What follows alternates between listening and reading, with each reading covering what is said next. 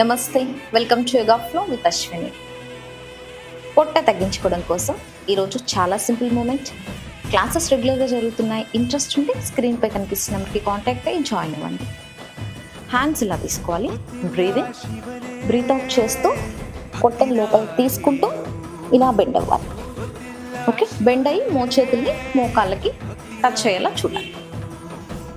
శ్వాస తీసుకోవాలి, శ్వాస వదులుతూ బెండ్ అవుతుంది.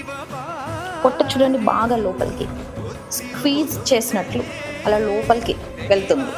ఒకసారి ప్రాక్టీస్ చేయండి, మీకే అర్థమవుతుంది.